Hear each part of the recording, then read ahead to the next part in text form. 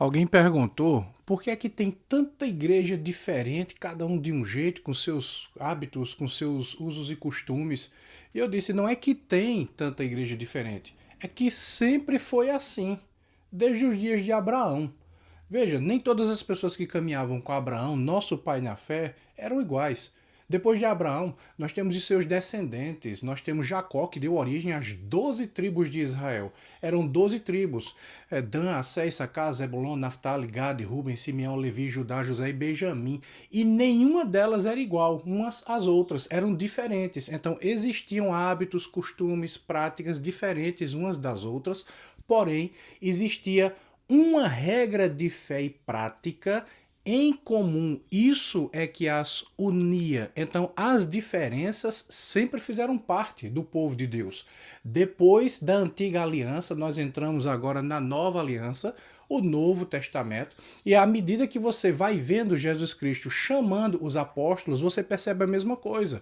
Eram 12 apóstolos, nenhum deles era igual ao outro. Cada um tinha um temperamento, cada um tinha uma formação de vida, cada um tinha um histórico, cada um tinha uma estrutura familiar, cada um tinha uma estrutura de fé, porém aquilo que os unia era Jesus Cristo. Da mesma forma que eles tinham histórias de vida, é um empirismo, diferentes, eles tinham uma regra de fé e prática que os unia, Jesus Cristo. Após os apóstolos, nós encontramos agora o processo de escrita, de produção do Novo Testamento. Nós temos várias igrejas no Novo Testamento.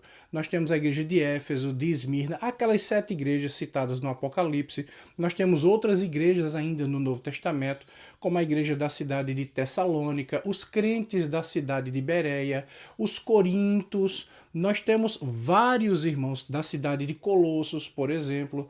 Então nós temos muitas igrejas no Novo Testamento, todas elas diferentes umas das outras. Nenhuma era igual à outra, porque o contexto social, o contexto cultural, muitas vezes determinava essas diferenças. Porém, todas elas possuíam uma coisa em comum, que era a sua regra de fé e prática, que era a palavra de Deus que aponta para o próprio Jesus Cristo. Então, é normal existirem muitas igrejas diferentes umas das outras. A questão não é a diferença entre as igrejas, a questão é o que nos une, que deve ser a nossa regra de fé e prática, a palavra de Deus.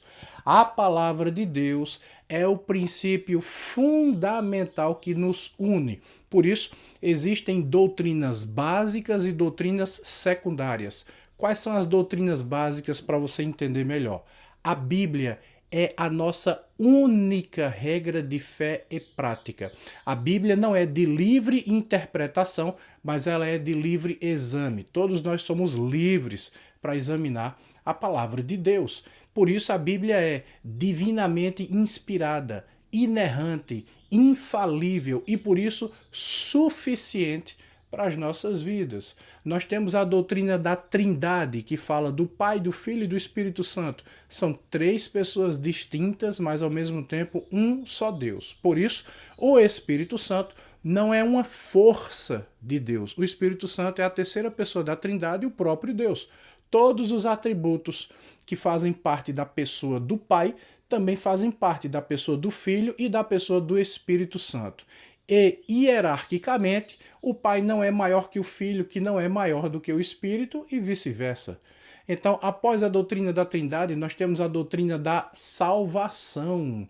Somente Jesus Cristo salva. Ele é o único caminho para o Pai. Como ele mesmo disse, eu sou o caminho, a verdade e a vida. Somente Jesus Cristo salva. Por isso, essas são as doutrinas básicas da nossa fé. A doutrina da Bíblia, da Trindade, que passa pelo Pai, pelo Filho e pelo Espírito Santo, e a doutrina da salvação. O restante das doutrinas são secundárias.